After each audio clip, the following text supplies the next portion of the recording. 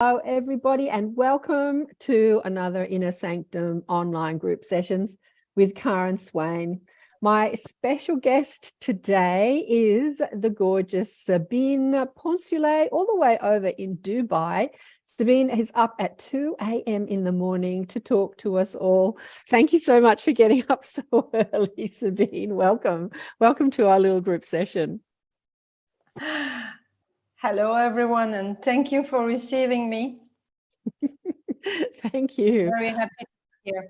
I don't know how you do it. We've just been chatting online with the group, and Sabine is in 45 degrees Celsius over there in Dubai, and it's like went down to 5 degrees in Sydney today. So, or this morning, I should say. It's getting a little warmer now, but the weather. I'm just going to check the lives. Here we go. On. There we go. So let me tell people a little bit about Sabine who haven't seen her on the show. Sabine and I had a great conversation. Was it this year or last year, Sabine? I can't remember, for the show. Last year. It was last year. Yeah. So Sabine Poncelet is an animal communicator, healer, and gifted intuitive who communicates telepathically with many beings. And in 2019, she attuned with light language after meeting her first galactic angelic guides or beings. Some of them became her spiritual guides, and now they work as a team. Raised in Belgium, Sabine has been living in Dubai for around 11 years, maybe 12 years now.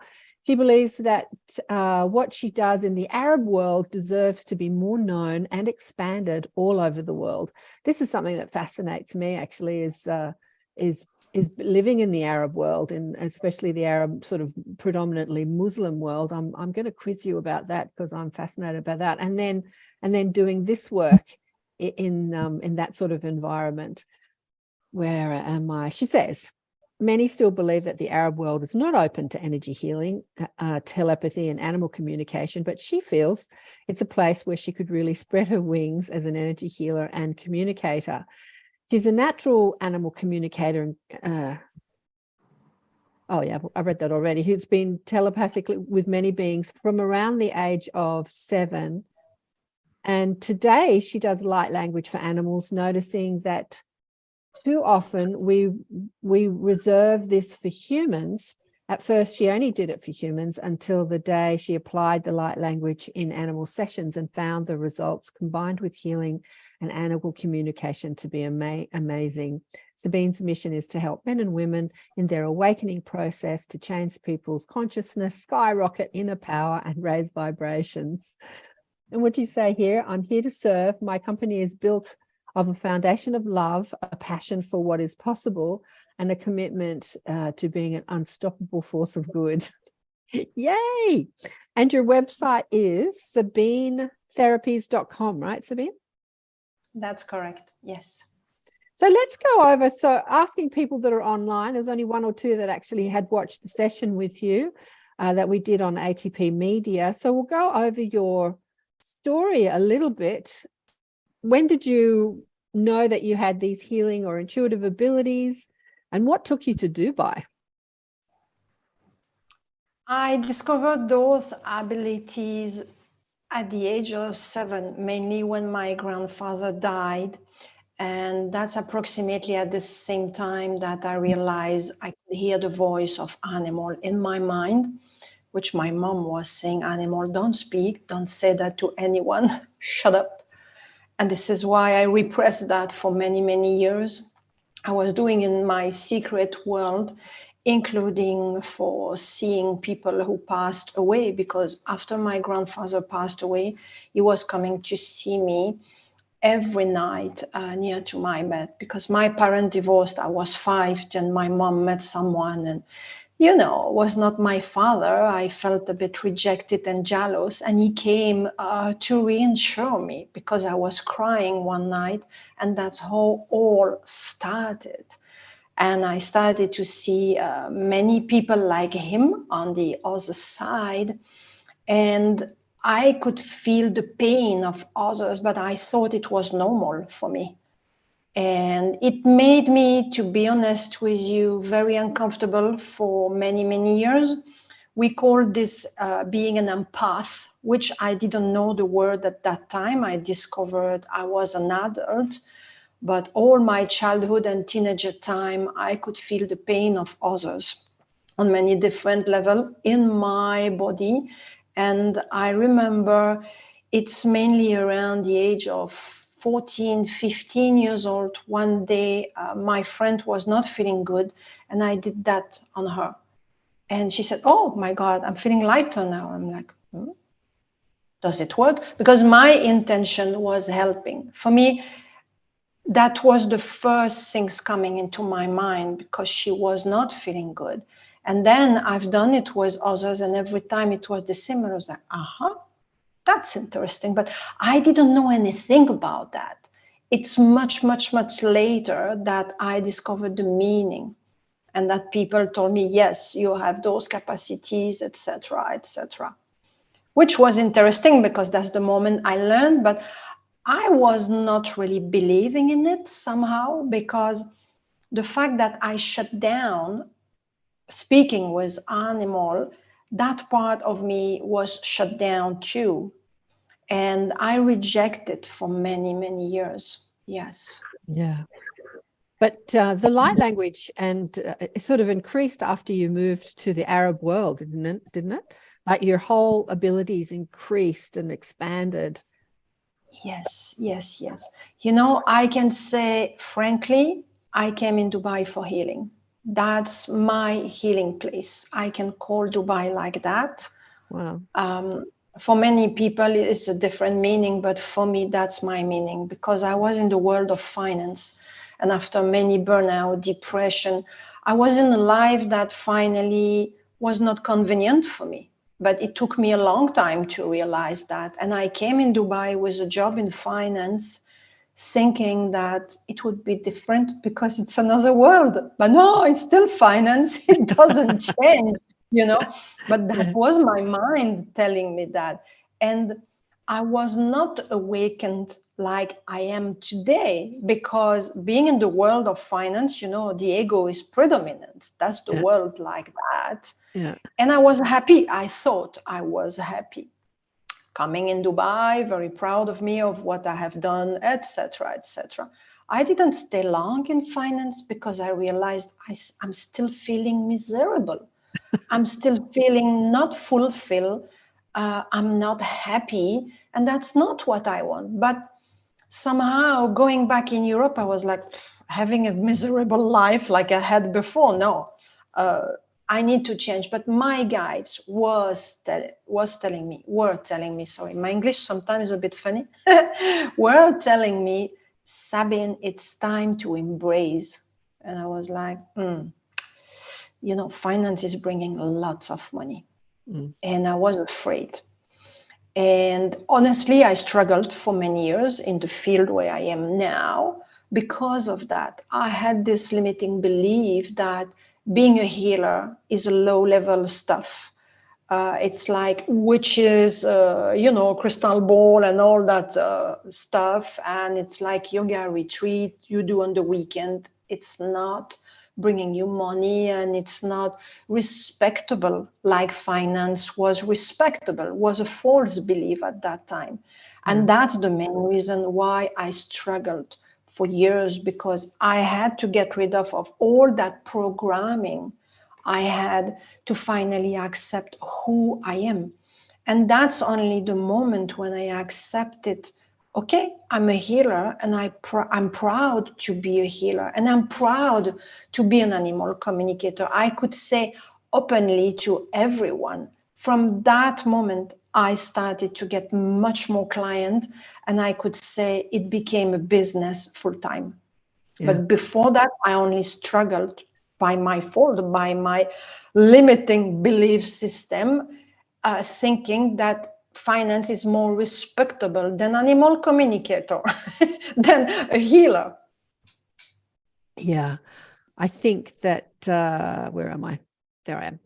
I think that, you know, becoming a healer and opening to putting yourself out there as a healer or a psychic or any sort of form of do I call it new, is the personal growth workshop in itself, because we have to look at our belief systems. We have to look at our beliefs around our worth, and our worth has been given to us for the most part by a mainstream society that says this job is worthy, this job is worthy, this job is worthy, this job is not. So don't give up your day job. You know, there are so many paradigms that we're swimming in that we have to break free of when we come into our own. And that it's a journey for many. And I believe that, you know, our generation and older have set the stage to making that a lot easier for the younger generation who come in knowing they're healers and they don't have to battle that whole thing that you were talking about. It's, you know, you're not going to get paid a lot of money and it's not a worthy job and all that sort of stuff. They don't have to battle that because, you know, we've done the work around it. Don't you think, Sabine? Yeah, that's totally correct.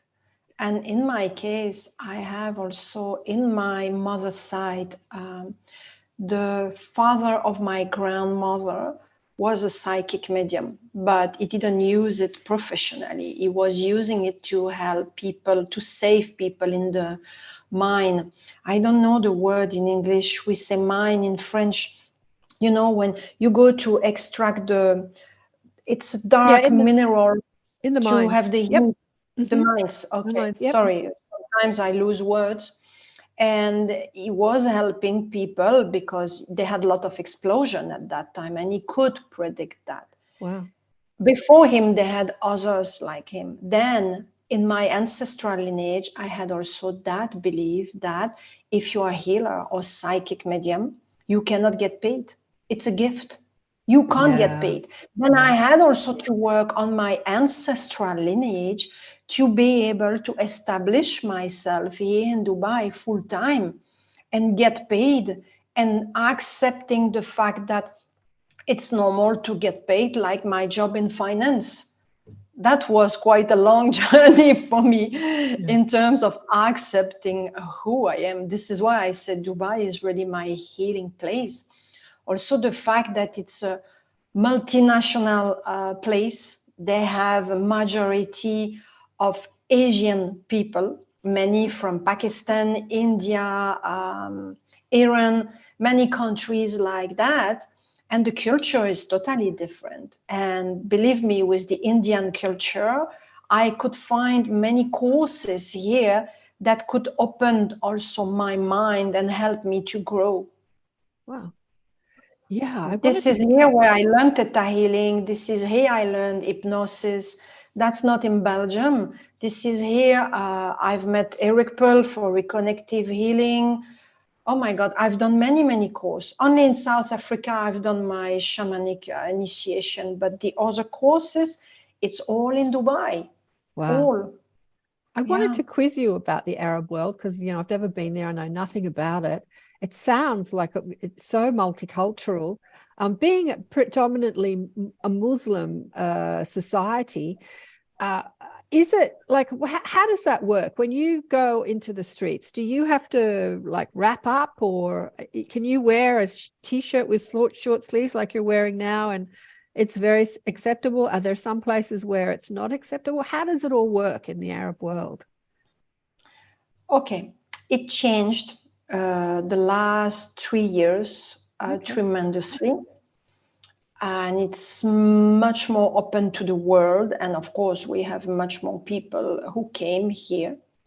When I arrived, it was in 2011. I remember even my uncle was asking me, "You wear the veil, right? You cannot go to the beach in bikini." I was like, "Yeah, I go to the beach in bikini."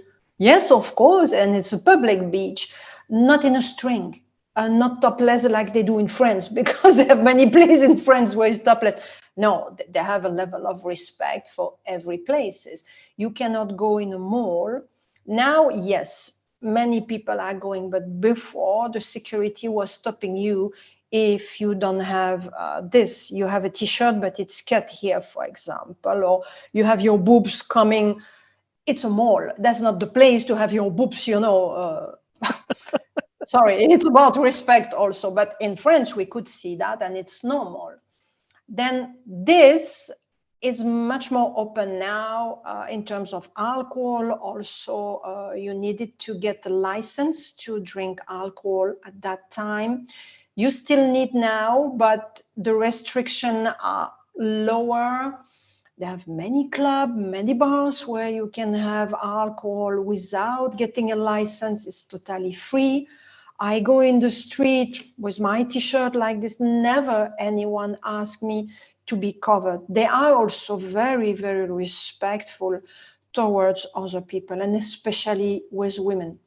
That's the only country where I felt safe at midnight walking alone in the street in 2011 when I came.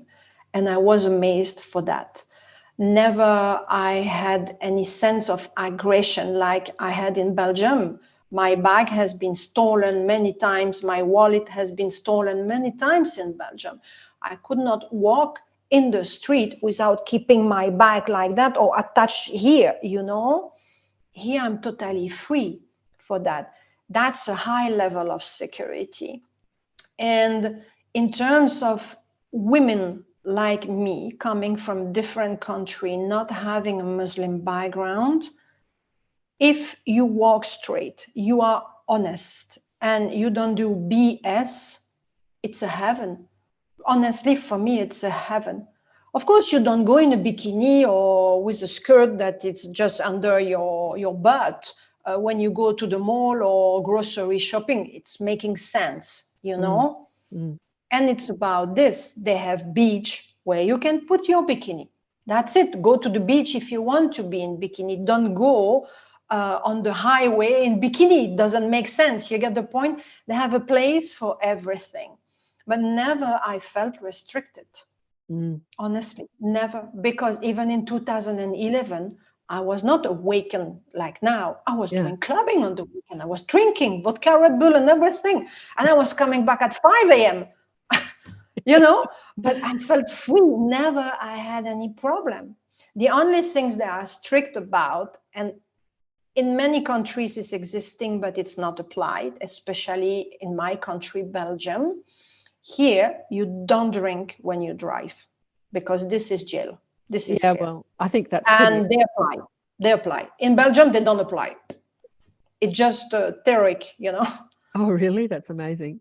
It will. Oh my God, yes, that's different. As I look online, I can only say what I see online. I see the Arab world moving ahead in leaps and bounds in the way that they're building, you know, new cities, and there just seems to be a lot of money there, and they're building infrastructure for a new world. Is that happening around you in Dubai?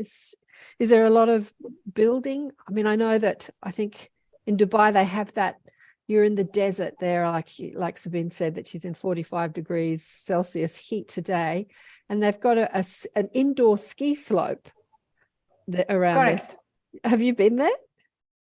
Yes, yeah. It's really a ski ski place. Yeah. So here we I'm are. not the person who likes the snow. This is also why I love Dubai. Never I've been attracted to mountains, skiing. Many people are going on holidays and they love that. I've never been on holidays for ski. All my life was holidays to the place where it's hot. Where it's hot. Well, what I wonder is it so technologically it's leaping ahead in leaps and bounds. Is it also leaping ahead consciously? That's what I wonder. Like, so you're in the conscious community, somebody that's putting yourself out there as a healer and a telepath and an animal communicator. Is there a big group of people that, you know, do you see that happening more and more in the Arab world? It is changing a lot. I would say well-being center, when I arrived, were existing, but they had maybe 2 or 3. And that's where I learned hypnosis and everything. Towards the years, you could see a new well-being center growing like a mushroom. And now maybe we have 30, something like that, here and there. And it's all well-being center where they do psychic reading, they do healing, Reiki, stuff like that. They give courses. They have some events, a cacao ceremony, you know, stuff like that. They have some shaman doing cacao ceremony coming from abroad, some resident. That's growing a lot. And they have also a group who are more private, who are doing meditation, but I would say meditation on a high level with higher realm consciousness, higher realm being. In terms of light language, I think they have few people practicing officially.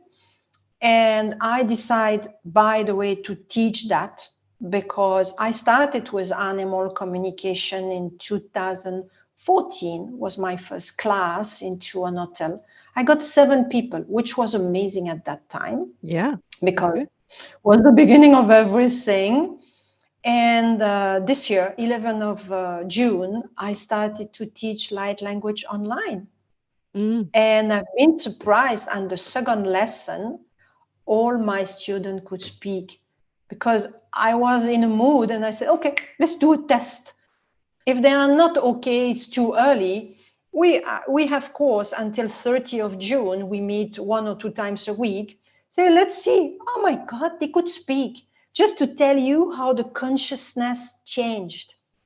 They could speak easily. I was launching, say, okay, go ahead now. And they were answering. And I'm like, oh, okay, good, nice.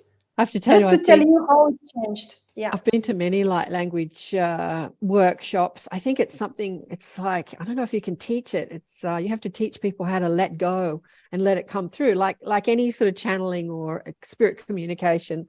You don't teach it, you teach people how to let go. If it's going to come through, it's going to come through. I just wanted to say, Fiona said here, yes, I'm here with the mindset. Wow, ancestral limiting beliefs resonate with that. And Sarah's online. She said, oh my God, thanks for inviting me to this. Wow, Animal Communicator. She's the one that we were talking about that works with the horses. She says, Animal Communicator in Dubai. I have 2 Arabian horses here in Arizona. So we'll get Sarah on to quiz you a bit later. But I'd love to hear about how the animal communication came to you, and then the light language, how that came to you. How did it all start? And yeah, I'll ask you some more questions later. Animal communication always has been there. It was only me repressing. I shut down this. And when it came to the light, when officially, finally I started, it's here in Dubai. After I stopped in finance, I lost my job in finance. You know, I was not ready to live. Then my guy pushed me out. That's how it works in general. You don't want to go? We will help you. You will go out. And then I put an ad in the newspaper for animal healing. It was not animal communication because I was not courageous enough, let's say like that. And the first person I did healing on her dog sent me other people. It was the word of mouth. That's how it works. And time passed, and finally, you know, naturally, I started to communicate with the animal. People realized that, and they started to speak more. And that's how I was called to people for animal healing, but I still didn't announce officially animal communication. And it went like that for maybe 2 years. And finally, I put that on my website, and I started to give the course in 2014. It took me 4 years to write the second level of animal communication. I've written the first level because I was really excited. And then it took me 4 years to finally go out with the level 2 of animal communication. And regarding light language, it was in 2019 or 18, something like that. I was in a park doing meditation in the evening. And I remember, you know, for me, seeing people who passed away was something normal. And I saw someone, but that person was taller and the energy was completely different of what I had the habit to see. Then I asked him, I said, that's weird because you look human, but I don't think you are. I don't know, I'm confused. Say, who are you or what are you? Because he had all the attributes of a human being, but different. I could not explain. That was my very first time. Oh, I see, I disappeared on the camera, which is really funny. when I'm speaking about this. Oh my goodness. Okay, and I don't see myself. I don't know if you see me or not. No, you have You can disappeared. tell me that. I think you Yeah, I probably, disappeared. I think you yeah, you turned your camera off somehow. Let me unplug. It's when I spoke about him mainly that my camera has been unplugged, which is really, really funny. And my camera stopped completely. It's for no reason. But I have another camera. Just let me take it out and I will continue the story while I'm plugging the camera. Oh my goodness. Yeah. They have no coincidence. Just at the moment I spoke about him. Anyway, I asked him, who are you, etc. And he said to me, I'm a Lemurian. And I didn't know what A was Lemurian, did you say? Lemurian. Yes, yes, Lemurian. yes. With a Belgian accent. I love that. Or a French accent. Lemurian. Lemurian. He said and he looked like a human, but he looked like a ghost, right? Yes, somehow. Yes, yes. I'm trying to plug the other camera. He's multitasking. Oh, She's yes. I multitasking. still disappeared. This is really funny. Someone doesn't want that others see me. I think that's the case. Oh the God. joys of a live show. You see us warts and all. Has anyone, while we're waiting for Sabine to get her camera plugged in, has anyone got any questions? If you do, pop them in the chat. Anyway, I'm trying to pop them in the chat because I can't see everybody all at once.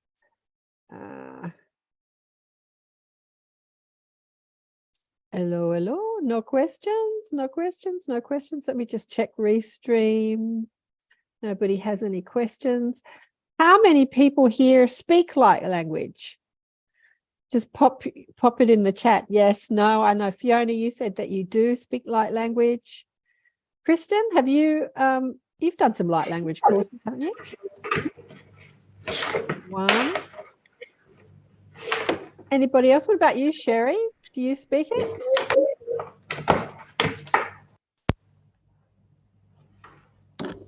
I'm just going to mute you for a second, Sabine.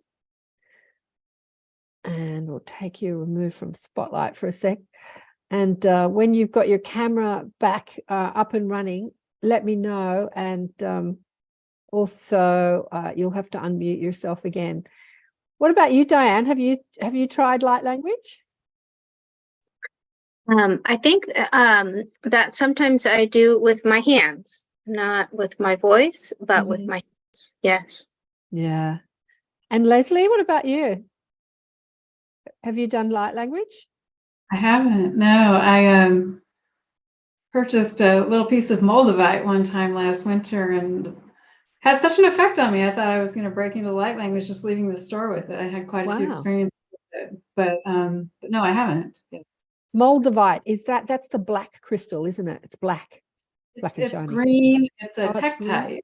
Buy it in a crystal shop, but it's the scientific explanation for it is that probably what happened is a meteorite hit the Earth, however many years ago, and hit so hard it went into the Earth and then bounced back out and rained down this green glass. Oh, yeah. You can only find it in one specific area, like in, I think it's, I hope I don't get this wrong, but like in the Czech Republic. So there's a limited amount of it, but it's quite powerful as long as you don't get an imposter, so to speak. So yeah, but this was definitely the real thing. I had a few amazing experiences with it. Yeah. Oh, wow. Yeah, a lot of people talk about Moldavite. I'd heard a lot, Moldavite. Yes, there has been known for people sell green glass and call it Moldavite, so you have to be careful who you're getting it from. But now we can't hear you, Sabine. Oh, we've lost her again. Well, this is fun. Technology. What about you, Marianne? Do you speak any light language? No, I do not. Well, I have to say, No. I've known people who've been speaking it for over 20 years, maybe 25 years. So it's nothing new to me. But I have not quite managed to be able to speak it. And I asked my guides why. And they said, that's not your job. Your job is to actually make sense of complicated spiritual stuff and make it sense to the logical mind so that people have an understanding. Whereas light language is the opposite, in that it takes you out of that logical mind and puts you more in your heart. You have to, because you don't logically understand it. But we all have different jobs to do. Here she is, she's back.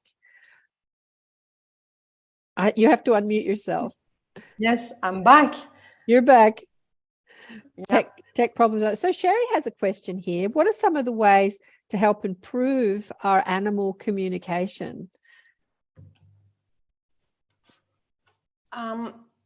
You see, animal communication for me is like light language. You need to let go of your programmed mind, let your ego going at the back, and go with your heart, with feeling with your heart. That's the main things in animal communication.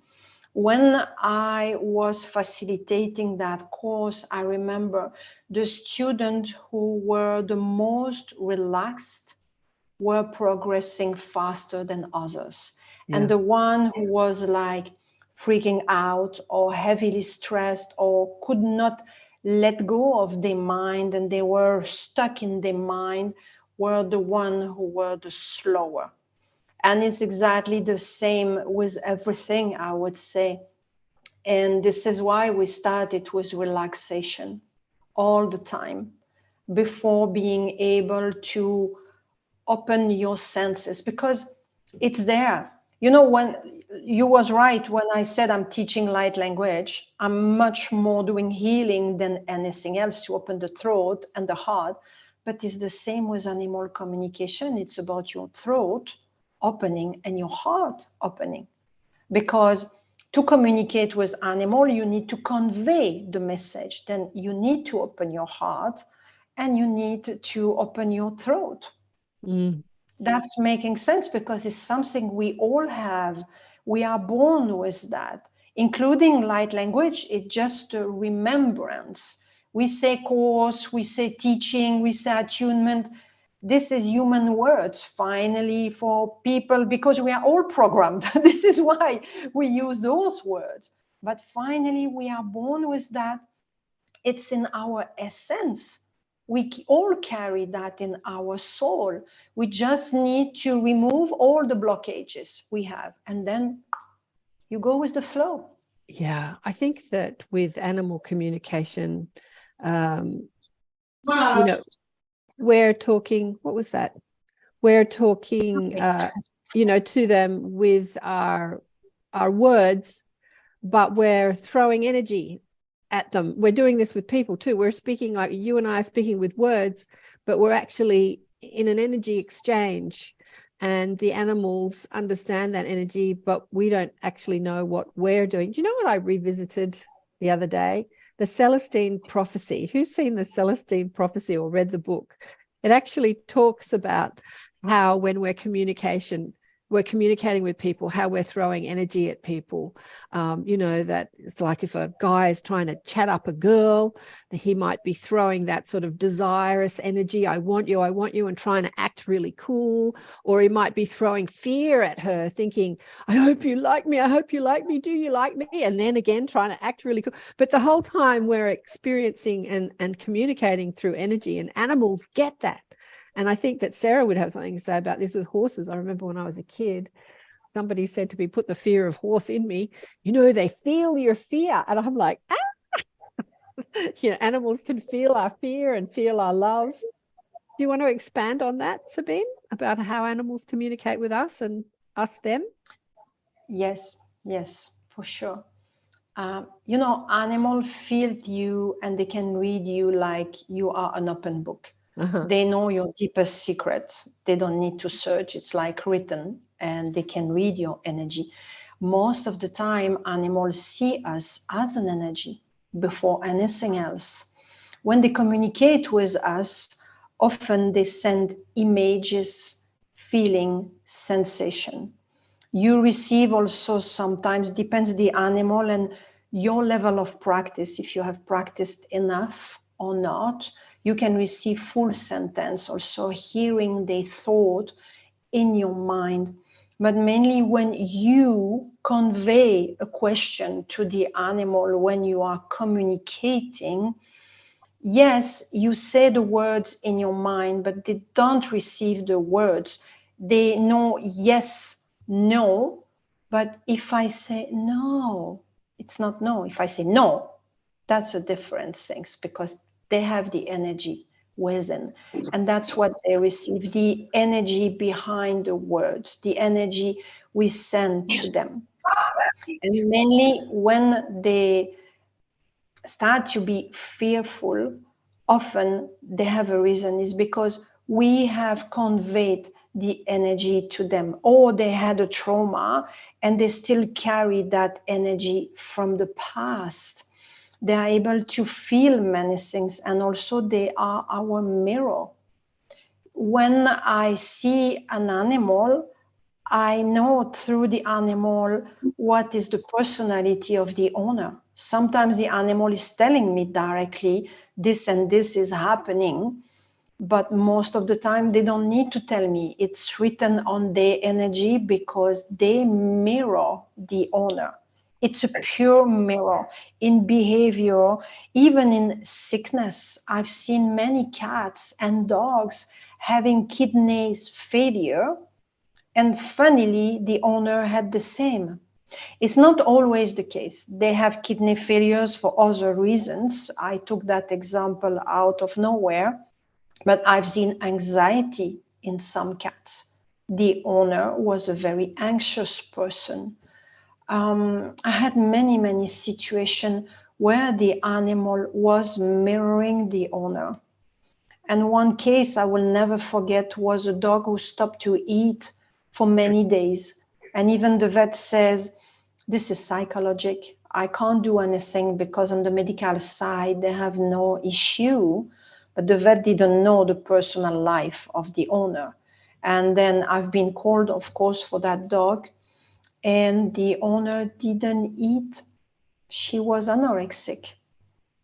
But nobody told me. Even the dog didn't say this way. The dog had difficulties to open at the beginning. And finally, when I went deeper and I started to do healing on the dog and questioning again and again, because the dog was like in a shell at the beginning, like the owner. The owner was in a shell, if I can say in a short way. Then finally the dog opened and said, why I would eat if she doesn't eat? Yeah. Why? No way. Then I questioned the owner, and finally the owner opened the shell and explained to me the situation. But imagine the love, the unconditional love behind this. This is the best example of unconditional love, because the dog was sacrificing himself for the owner, because the owner somehow was killing herself day by day. Yeah. But the animal did the same as her to show her. And because she had so much love for her dog, she finally understood, okay, if I want my dog surviving to that, I need to eat. And she started to eat in front of the dog, but the dog didn't accept. It took, I think, 24 hours. And she called me back and she said, Sabine, I'm eating, but he doesn't eat. And I'm like, yes, he's waiting to make sure that you are not cheating. Imagine, this is a pure unconditional love gesture, and they're all like that. They are ready to sacrifice themselves to save us. For example, you have a headache, they will take either all the headaches or a part of to help you to cope with the situation. But you cannot tell them, don't do this. They are made like that. They came with that mission to give us the support and to help us. They don't care if they need to die, because for them, it's not dying. Yeah, they understand. The bridge. differently than we do. Yeah, they don't have the same understanding of death. During this week of having the flu, the cat would not leave me alone. The cat wanted to sit on me the whole time. And my daughter was here. She was the one that gave me the flu. She came down, got sick, then I got sick. And she's like, he just wants to heal you. He just wants to heal you. And I'm like, get the cat off me. Because I just didn't want the cat on me the whole time. Yeah, and Era says my dog absolutely reflects what's going on with me. Anxiety, everything. We are soulmates, she said. Yeah, animals, they're really beautiful. You know, I've heard and seen with somebody's animal that an animal will take on the disease for their owner, so that the owner doesn't have to exhibit the disease. I met this guy through a friend who had a little dog that died of cancer, and my guides told me that the little dog had actually taken on his cancer. But and having that understanding was not to make him feel guilty, but to clean up his thoughts and ideas that created, you know, the illness and imbalance in his body and the karmic ramifications of that, because he was holding on to a lot of resentment and hatred. And so yeah, there are greatest teachers in many ways, aren't they, Sabine? Oh, yes, they are. You know, for me, they are. I want to correct what I'm saying now. They are angels and even archangels, I would say, because the only difference between them and angel, archangel, is that they choose a body, which is an animal body, to incarnate. But when you look at animal, because they don't have the voice and we are limited, we focus always on the speaking. That's it. We have been programmed this way. We want to speak, absolutely. We are not at the level where we can communicate telepathically. Imagine a Zoom today, telepathic communication. We are not yet on that level. It will come, I'm sure. Since years, I feel that one day people will communicate much more telepathically than with the voice. But when you look at animal, only the voice is missing for us, because for them, nothing is missing. And they choose that vessel because it's just a vessel, nothing else. They choose that vessel. I disappeared again from the screen. Today is a very funny situation. Anyway, I continue and I will replug. It's not unplugged. It's my camera and the camera is still on. Anyway, they choose a different vessel to incarnate. And somehow it's easier for them to do the job being into a body of a cat or a dog or a horse, instead of being in a different body than an animal body, because they are accepted easily when they are into that body. Yeah. Sabine, are you not using the camera on your computer? Are you using a separate camera? It's an external camera. And do you have a camera on your computer that you can use? The camera on my computer doesn't work since a very long time. Oh, okay. Well, there's a question here from Thomas on YouTube who says, what's the best way to heal animals if you haven't done any animal courses? So you've talked about healing yourself will help your animal. If the animal is experiencing some malaise, is there anything that you can do before you take it off to an animal healer and to give it some sense of relief? Yes, and I would say it's quite easy. You don't need to follow any course for that. You just have to close your eyes and you visualize your animal in a ball of light. Mm-hmm. And you imagine that the light is feeding the animal and pushing out everything that is heavy. Any pain, any suffering, this is the best tool and it's working. Yeah. It's working because of your own intention, your own love. You can even visualize that you connect yourself from the source. Imagine the light coming from your crown chakra, passing through your head, going directly into your heart, and you filled your heart with it. You expand your heart with the light, and you become the light. And then you spread the light to your animal from your heart. The light you receive from the source, you spread it from your heart towards the animal. And you get an image inside your mind of the animal being in full shape, being back in a perfect state of health. Mm-hmm. And you surround the animal with light. This is the best tool I know. Yeah. I think I will have to leave again. It's the best tool for healing for both animals and people. It's what I do constantly with people. I did it the other day. I might just mute you while you try and fix your camera. Just unmute when you want to say something else, Sabine. So the other day, I won't go into the long story, but my daughter I said something that pissed off my daughter, and then she wouldn't speak to me before she went out. I said, "Are you upset with me?" And she's like stomping around the house, not speaking. She's in her 30s, acting like a teenager, but stuff happens. And then I was doing some work and she went out, and I was feeling really sad. Something about having the flu you were talking about being an empath, Sabine. It's like having this flu has made my empathic ability so heightened. Like it's like I feel so sensitive. It's so weird. So even just dropping my vibration a bit by worrying about my daughter being upset, it sort of feels like death to me. It's like it feels so bad. So I'm trying to make her feel better and make me feel better. And I'm doing the same thing that Sabine is saying. I was surrounding her in light, but I was sort of trying to raise my vibration to do it. Because when you're thinking about someone in a way, you have to change the way you think about them. So I'm thinking about her being upset, and then I'm trying to visualize her being surrounded in light, but the upset vision is more dominant in my vibration, right? It's more dominant.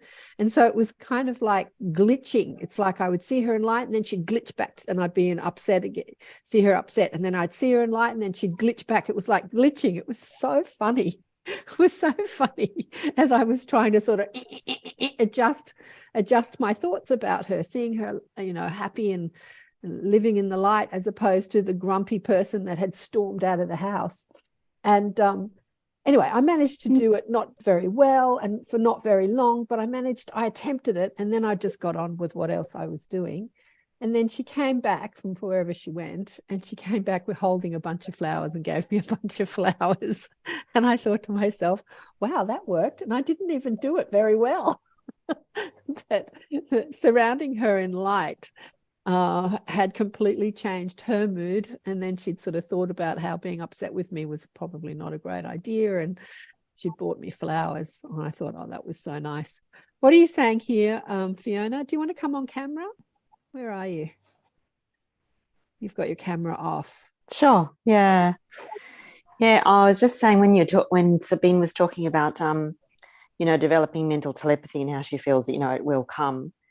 I've been worried about my twin granddaughters. They're 2 in August and not saying a word. And one of them has some developmental delay. So I've been quite concerned about them. And then about 2 nights ago, I had a dream, and someone, I'm not sure who the being was telling me that it's about them developing mental telepathy.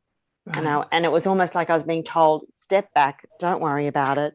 Absolutely. This is sorted. It's part of, the plan. So I was able to release some of it, some of the concern. So it's very interesting. Yeah, who was I talking to the other day that said the kids are blanketing the world in a new consciousness? I loved that. Who said that the other day? I don't remember who it was. And I'm seeing it more and more. Years ago, he's probably a teenager now. He was 9. Someone brought me their child who didn't speak for 9 years. She'd been trying to make her child speak. Well, not for 9 years, for sort of 8 years, since the time when kids are supposed to start to speak. Just desperate to make this child speak. And after taking him to multiple healers and doctors and therapists and speech pathologists and everybody, her friend suggested she come to me. And the message was, this kid is not supposed to speak. He's here to develop telepathic communication. Wow. And when she started seeing him differently, it took her a couple of years. I don't know where she is with it, but it took her a couple of years to let that sink in, because she was so desperate for him to be the way we are, and what we Yeah. normal. Yeah, of course, have a normal life. Have if a you're normal not life, but speaking, that changes. she would say things like, when he's in the playground, kids would just run up and hug him and not want to let go. I mean, the kids were all communicating telepathically with him. It's just that the humans weren't, Wow. not humans, what do you call them? The adults. The adults, yeah.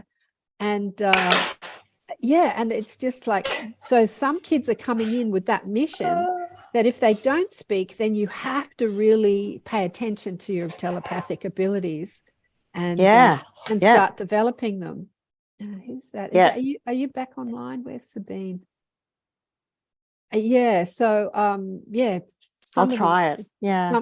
Some of them are coming in, and I was saying to her that before you demanded that he speak, you were already communicating. Being the mother, you're already communicating telepathically. Every mother does, right? Every single mother does. Just go back, like you knew when they were hungry, you knew when they had a dirty nappy, like you know things about your child. Go back to that knowing and communicate through that knowing instead of demanding that he speaks. Anyway, it's not easy for everybody to do that. But the other day I was in a garden. Sherry, do you want to come on camera and share your story? Thanks, Fiona. It was so funny. I mean, no way to prove it, but I was out in the garden the other day, me and the dog sat in this chair, and way up on top of the roof came these two birds, and they sat there and they were chattering really loud to each other, far from me, but I could hear them. And I really felt like I knew what was wrong. They wanted me and the dog to get out of the garden because they wanted to go in that tree that was near me. So there must be a nest or something, but I just really felt that was what it was. And so I waited for another little bit and finally said, I'll go in the house to just see, there's no other way. And when I went in the house, I waited for a minute, and two birds, I guess they were the same ones, I don't know, they looked the same, went down into that tree. Now I was like, wow, but it was like I really felt that I knew what they said. It was funny. That's so cute. Yeah, I think that we do a lot, we do know, most people here probably got animals, cats, animals, horses, dogs. We do know what our dogs and animals are thinking. We do, but we don't give any credit to that knowing, because a lot of telepathic communication is not communication like we communicate. You talk, I listen, I talk, you listen. It is just an innate knowing, like you just know. It's a lot faster and more efficient way of communicating, because you know a lot in 1 second, and it'll take you a long time to actually speak what you know, but you get the bang, you get the whole picture in one moment, so to speak. It's going to be amazing when we start to move into a society where telepathic communication is more common, don't you think? Are you back, Sabine?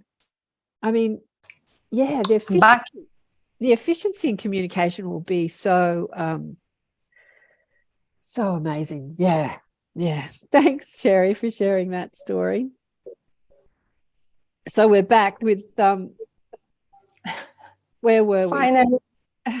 Where were we? Let's talk about the light language. When did the light language start coming through, and what sort of effects have you seen on the animals when you're helping them, as opposed to not using the light language?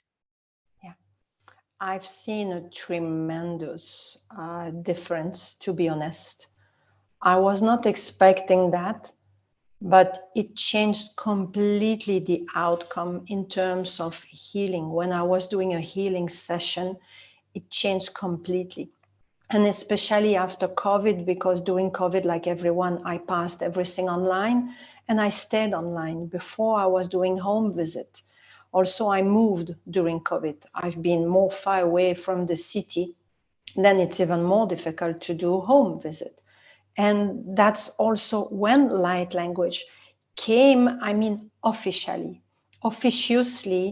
I started the first time into a session, it was with my daughter. After I met that Lemurian being who became one of my guides, by the way.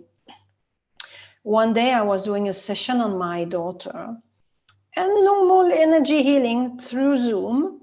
And all of a sudden, light language came. And I felt really comfortable because it's my daughter. You know, it's not a client. I was not shy. Then it was like natural. I let it go. I do whatever I have to do. All of a sudden, she started to answer in light language. Then I was like, oh, okay, I continue. We were speaking light language together. It was quite fun. And then I stopped and I felt like pushed to write.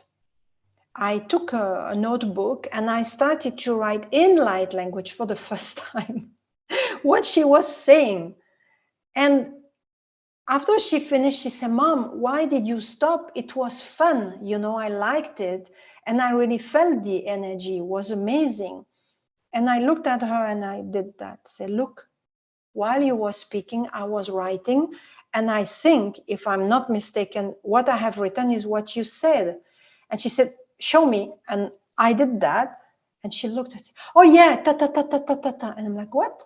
You know what it means? She said, yeah, because I just said. I'm like, okay. And that's how things started to become, let's say, more official, that someone knew I do. And later on, it was with a male client. I felt comfortable. It's a regular client. And I felt he was ready also to receive.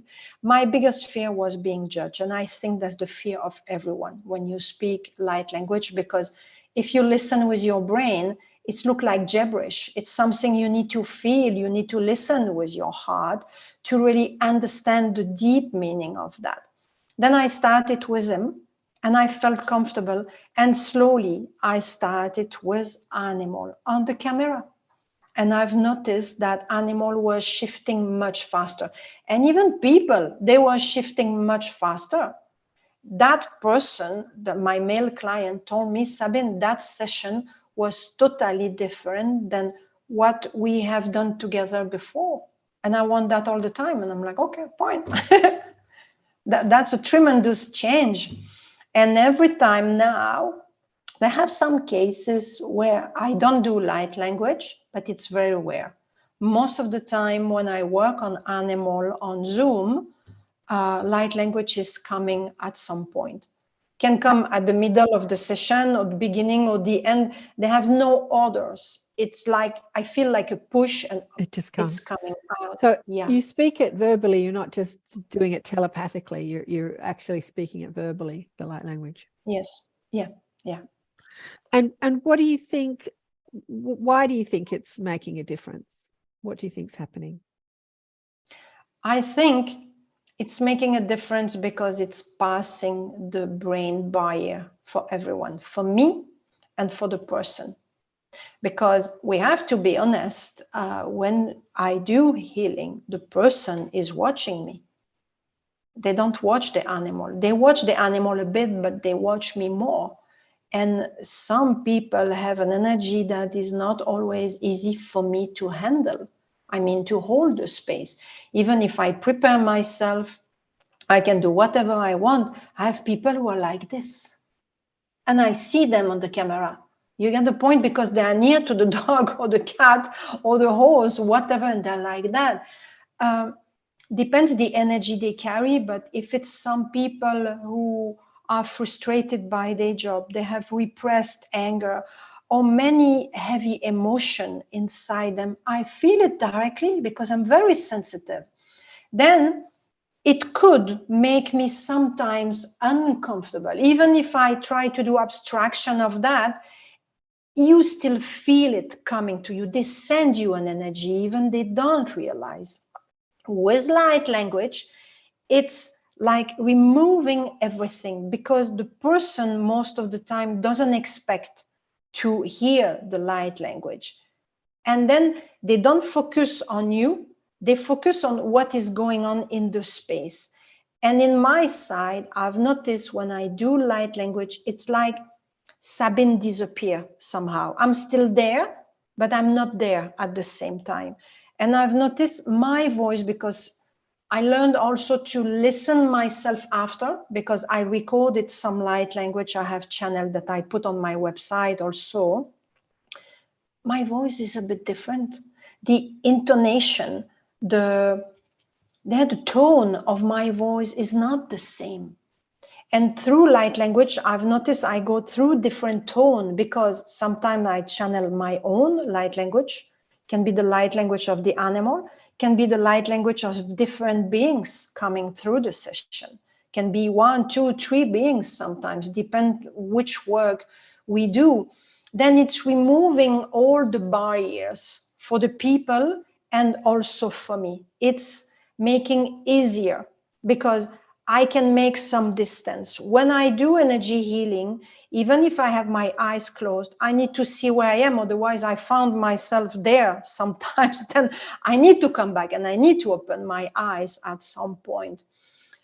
Yeah, that's completely different. I don't have yet all the words to explain that on a human level, but I can say the power is into the light language. It's embedded with energy. It's a healing energy somehow, and it's embedded with code and geometry. I can't go in detail, because for me it's a feeling. Yeah, beautiful. Beautiful. Has anyone got any questions? Thank you, Sabine, for the conversation. I've been using it for the last 12 years. Do you want to come on, Fiona? Do you want to chat to Sabine about that? Where are you? Come on camera. Yeah, hi. I just wanted to thank you, Sabine, because I'm just so resonating with everything that you're saying. And I've been using the light language for over 20 years, but really repressed it because when I start to speak it, the sounding and the toning, it can sometimes get really loud. And I've always been like a fairly quiet person. So it's like this huge energy comes through. And it's only been in the last 12 months that I've started to use it in one-on-one sessions with people. And in the last 6 months with small and large groups. And even just on Friday night, I had a small group of about 7 people. And I went around doing a sound bath, and I went around and individually did the light language. It was also different over each person. And I was, I really feel like I'm stepping more out to do it. So hearing you speaking like this, it's really giving me more confidence and belief in myself. So thank you for that. And I feel that there's, there's pathways being created by people such as yourself and others who are doing this more and opening it up to be more available. Yeah, thank you. That's great. 20 years, my goodness. Wow. Yeah, 2001, it got activated and I was just in shock. I'm like, what is this? It was really bizarre. But yes. Yeah, just having more confidence and also doing it in natural environments. Like I really want to do that more, out in the bush with the trees. And I think it can impact, the grid lines and all sorts of, there's so much potential with this, as you say, it's a healing energy. Yeah. Yeah. Wow. Amazing. Thank you. Beautiful. Thanks, Fiona. Do you want to do some light language for us now? I think I asked you this question last time. You gave us a beautiful message from the animals. I said, what do the animals communicate when they're not communicating about their personal issues and the personal issues of their owners? What are the animals saying to humanity? What is their message? You gave a beautiful on the show. Has anything, have you heard more since then about what the animals want humans, what they want us to know?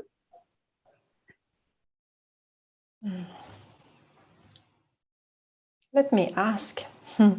I think it's better. Because they have many things they want us to know, but now I'm asking if they have a specific message. I think everyone knows they are here to give us unconditional love. And for many people who never received love also, they can experience the love for the first time, the real love through an animal. And I hear that very, very often. After COVID, many people started to have dogs, cats more than before.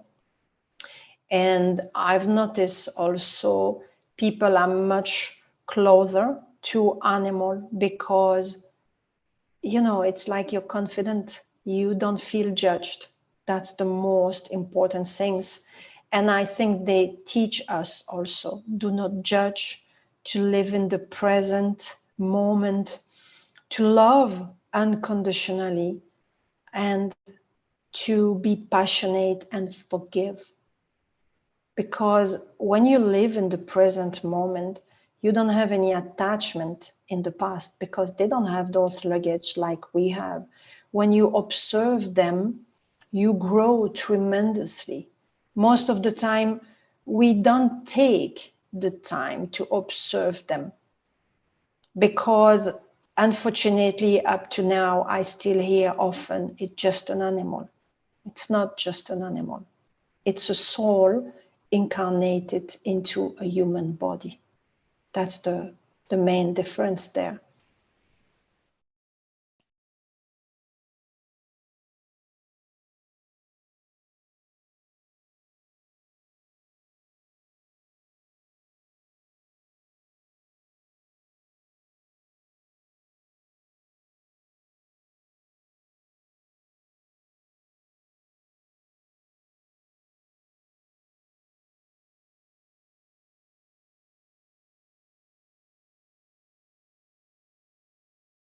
They have so much to teach us.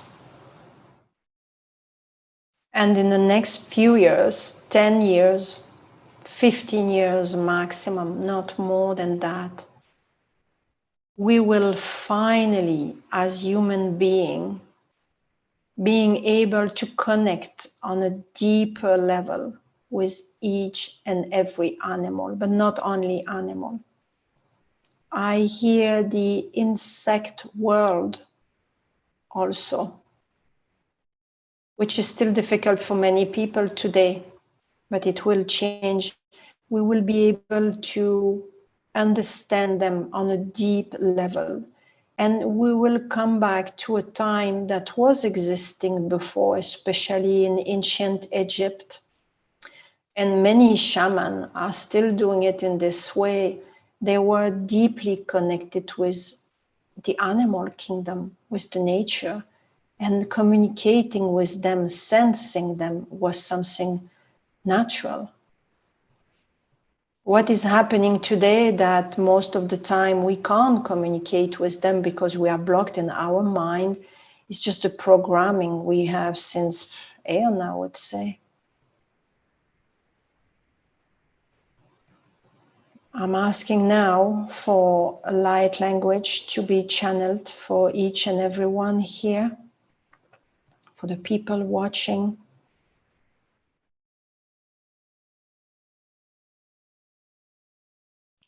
Nukoa tiena isa ni mikia koa ni kia nasaya kama ukoa ni itaya kanaia koa. This light language is mainly about judgment. That's what one of my guides is saying now, because we still have this huge programming of judging constantly. We don't even realize we do it. It's like automatic pilot. And my guide says this light language will help you to ease the process of non-judging or judging less. They say you can, okay, I have more now coming. You can listen this light language again and again.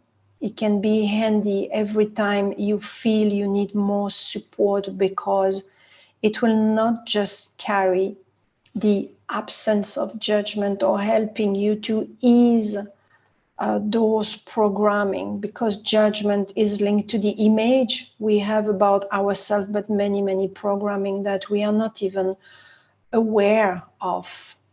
Naya kuma sa ni kia ta ko ne tia sana makai sa ni kuma kai ni sai ki tia ko ataye kama ko sana kia na makia ti ko ani kisa kono makia ta sana kia ta katakuma katia katina ka sana kuaka nukuno ai sai ti eta ma ko akani ka tisa ko akani ikitie okuma aka sana iko maka nikinya ko akani ketsakat ibukua Bikukua, katimatikua, kanyakatatkua, katiamati sana kamaya ko, kanikatiata sana ko akai.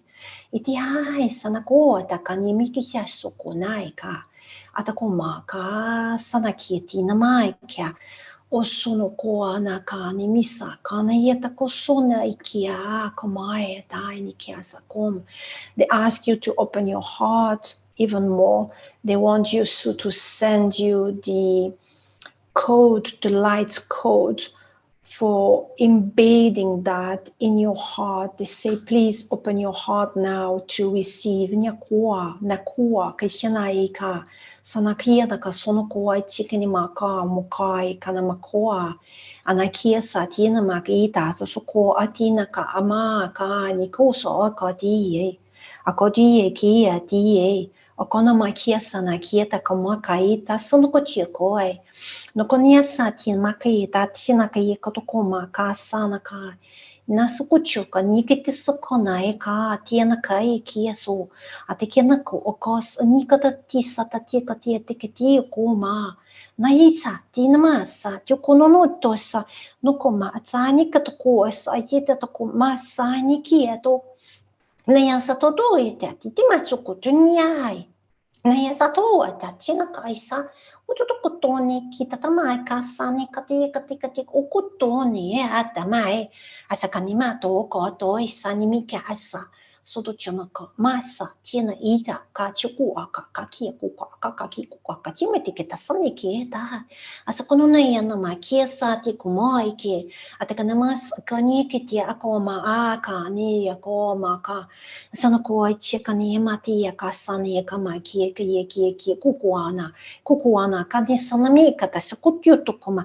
sanieta tasokoni nemika sanieka tisa tokono maika osokoni ba atsana kuka chekati saita hatsutuka tukuma kiti kata ineka tsuku kaini katiskuka ka sikukushkuwa ka chekati sanaki tsakatida sukuta ikana kata ikata kuto kanimat ka hisai kati katoka nika kati tukuma takani ko maka ko ka kanya makai kasa kati ko ke ata ko kati ko kati kadon ko sani kata kisa ko kati na maki kiti ko soni ikata ko sa takato ka chiti sai ni ki etasu ko ni ka tate kata ye takato nai saki ko ka chikana ika Also, tiane ki so chati sukutuni ko sa chieto soto tieta ne sato soni suk sani kusua ta na me ko zuata zono kutsai te batsai ki ni zubutzai ki zubud zamaga abazu go dan zaiza na sandi batsai tikato suma tsak zibat sak ne mi zutu kuto batsai ni gata zagi zutu bazai tsa Zutu no mais a cadência de pesquisa de nexai, tu subzai nexai, zakati nexai. Zutu ba tane sai que tas uai tes na kiesa, de que tas zai ni kai to zuba diga na sai zakatia.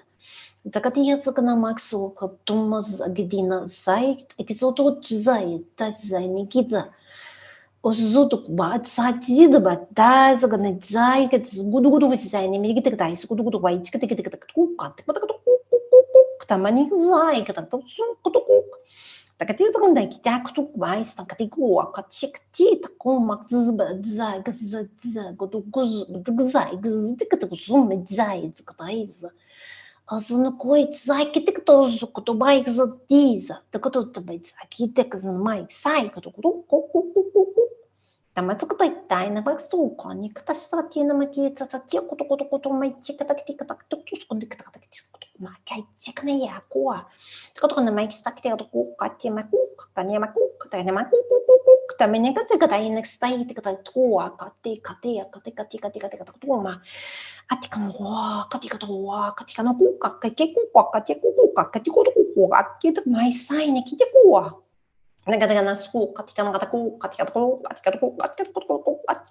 Kumaisani. Asunoi, tikana maisani katisa tukunyo maisani kataisati kanai to kwai. Da maisani kataisati kanita kosuno maikiani kiatisana makia. Anakoso nikona sai anakatia nakatia to kutusonai. Namakia nasakoa katinikie akasanika.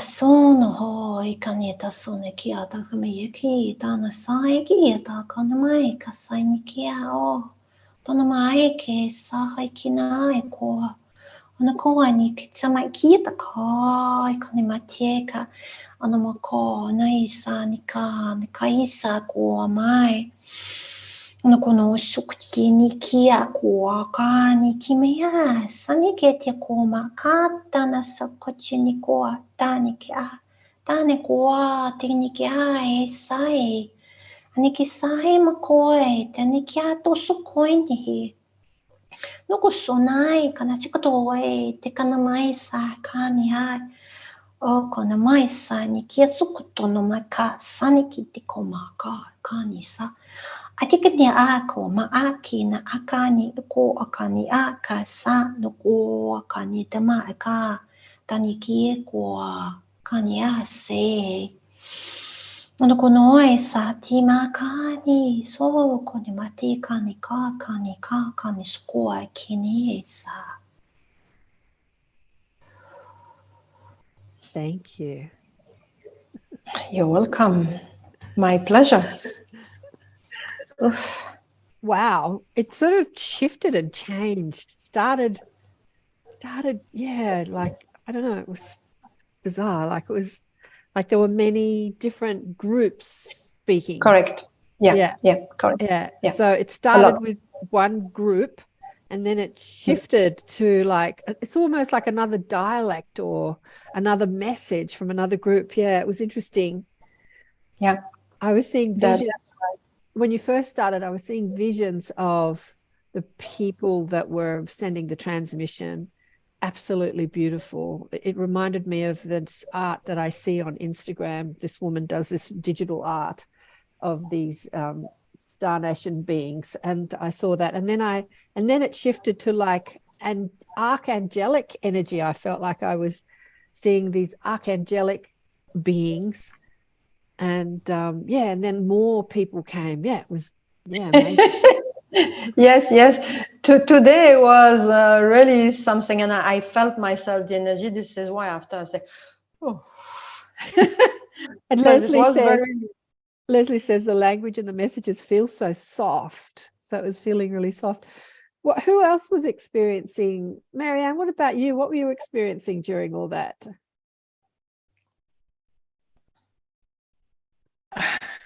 I felt like really relaxed, like really peaceful. Yeah. Did you see any visions, or did you receive a message? No. Yeah. No. Yeah. Beautiful. Thanks, Marianne. But I have another question. Can I ask another question of course. Of Sabine? Sabine, so what is your feeling? Do dogs and cats and horses and animals, do they reincarnate? Yes, they do. They reincarnate. And I have two sides of it. First side is animal telling me. Sometimes I have animal telling me, I will do this in my next life, and I will do that. I had the stallion horse who was at the end of his life explaining to the owner, I will arrive at that stage, and I know for you it will be more comfortable to put me on sleep, and I'm totally okay with that. And I want to tell you that my next life, I will not do this. I want to be a mare, and I want to do my job as a part of the breeding. She has been shocked, of course, because it's not always accepted easily. And the horse said, my next life is about being at the service in a different way, because even I'm doing this, being a part of the breeding and constantly having babies, for me, it's a mission. It's participating and teaching human about something that you can't comprehend now. I had other animals speaking about their past life. And I had also 2 clients of mine while I was doing a transpersonal regression therapy for an issue that my client had. The dog came in the session out of nowhere.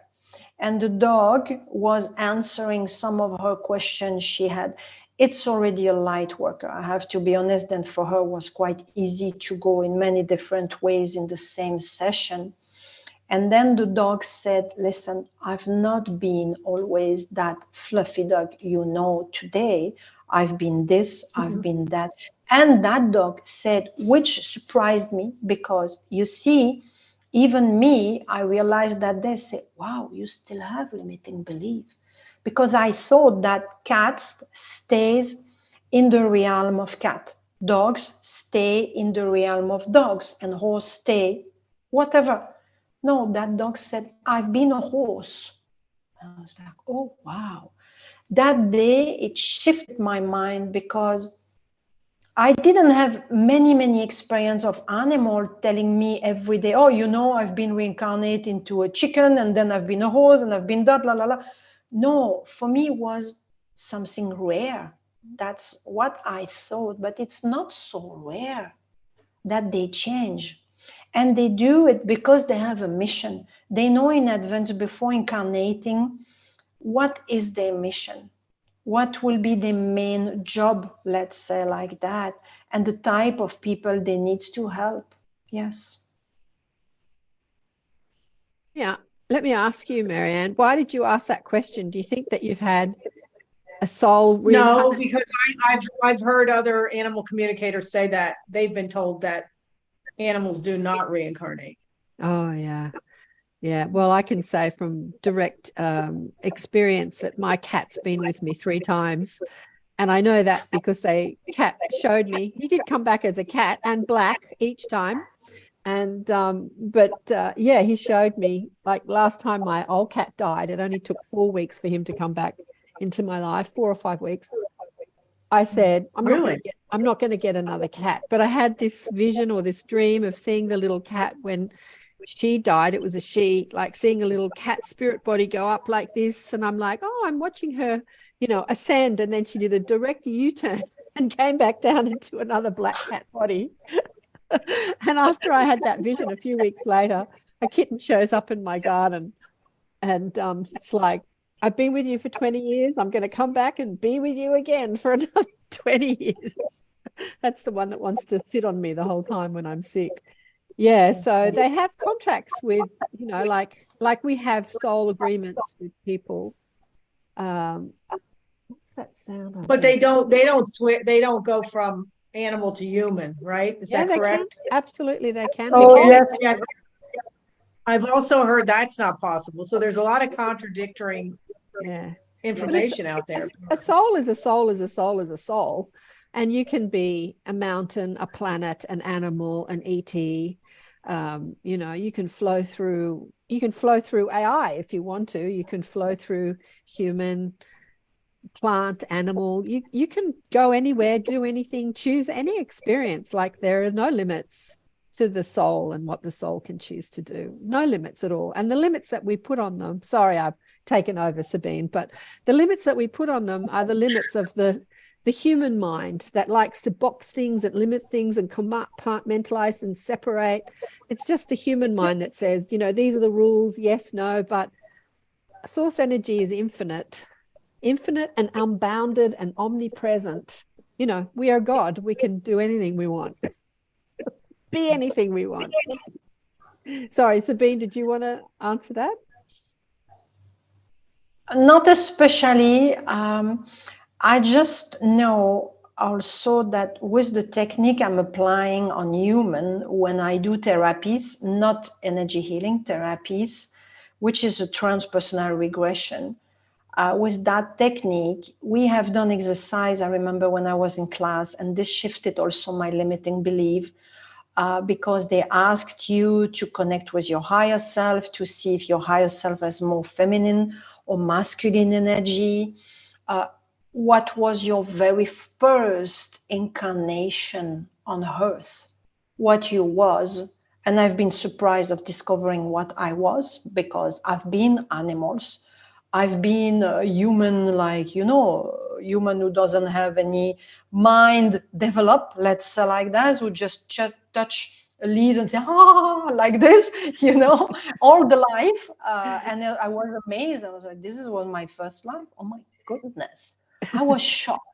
And this shift completely my belief, because I experienced through an exercise we were doing in the class. I was like, I've been that. Oh my goodness. And I've been that too. I could not believe it. Took me a while to really accept. It's really difficult for people to shift strong limiting belief system we have, because we are programmed since centuries, aeons. It goes really deep into our ancestral lineage. Then for us human, accepting that we had animal life and that animal can become human is like, what? Excuse me, can you repeat that? I didn't hear correctly. Are you mad? Are you fine? You're not sick? That's what most of the time, even me, I was thinking, until I finally experienced. And because I'm psychic since I'm a child, I couldn't lie myself. I couldn't say, no, what I'm seeing is not true. You get the point? At the level where I was, for me was like revealing to myself, oh my God, Sabine, you are so limited. Even today, I'm not in a battle, but I'm still sometimes fighting towards my own programming and limiting belief, because I'm carrying a lot from my ancestor.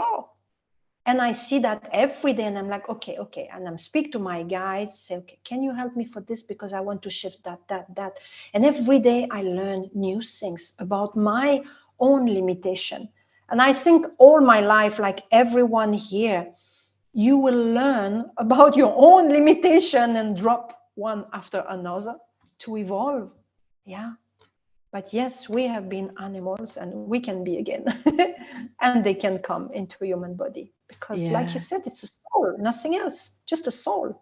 Yeah, with a lot of traditional teachings, through our spiritual history, like call them religious teachings, either be Hindu or Christian or Vedic or Jewish or whatever teachings, there's like a lot of do's and don'ts and cans and can-nots, and you can't do this if you're this, and like there's a lot of that going on. But that's the teaching of the past. And as we're opening to our multidimensionalism and understanding that time is not linear, they say that if you've been a human or an animal and you reincarnate into a human, you'll never go back into an animal. Like we talk about it in such a linear way. But if time is happening all at once, then the soul can experience any form it chooses at any time. It just depends on what the soul is choosing to experience. So some choose animal forms in order to experience a physical lifetime that's easier than a human lifetime, because you don't have the same negative beliefs that we all have. And so it's easier to be an animal. And then some people choose animal lives that are really hard. Like imagine if you're a battery hen or a calf, tied up in a cage, because that's what the soul is wishing to experience. And then some master souls come back as animals in order to help their human counterpart and be there as guidance in an animal form. So you can have not masterful souls. When I say masterful, every soul is masterful, but masterful in experiencing the earth plane. Some have been here many times. Some have been here a short amount of time. So there are no rules and regulations. There's just, what are you choosing? What is the intention? What is the agreement with the soul and the people that they're incarnating with? Yeah, it's all up for, there's no rules and regulations. It's just, what do you know, choice. But we're going to leave it the live stream here, and then we'll go just and have a little chat with the group online and do some Q&A. Thank you so much, Sabine, for chatting with us today on the live stream, sharing your stories. Was my pleasure. Thank you for receiving me. Thank you, everyone. And we'll catch you next time on the live stream, and we're just going to go and have a chat with the group online now. So thanks for everyone for listening.